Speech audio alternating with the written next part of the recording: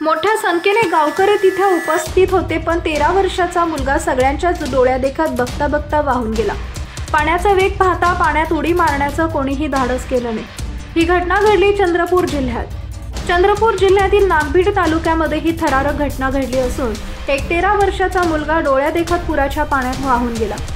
याबाबत अधिक माहिती अशी की चंद्रपूर जिल्ह्यामध्ये 2 दिवसापासून मुसळधार पाऊस सुरू आहे, त्यामुळे नदी नाले तुडुंब भरून वाहत असून बरेच पूल पाण्याखाली गेलेत। नागभीड तालुक्यात विलंब पूर आला होता। पूर पाहण्यासाठी रुग्णाल बावणे वय वर्ष 13 हा गावकऱ्यांसोबत नाल्यावरील पुलाकडे गेला होता। यावेळी पूल ओलांडताना त्याचा तोल गेला आणि तो पाण्याच्या प्रवाहात गावकऱ्यांच्या डोळ्यादेखत वाहून गेला। यावेळी गावकरी मोठ्या संख्येने त्या ठिकाणी उपस्थित होते।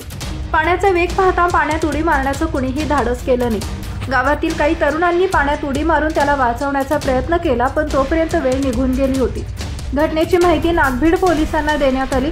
पोलीस घटनास्थळी दाखल झाले असून शोध मोहिमेला सुरुवात करण्यात आली आहे। मात्र अनेकांच्या डोळ्यादेखत घडलेल्या या घटनेमुळे परिसरात हळहळ व्यक्त केली जाते।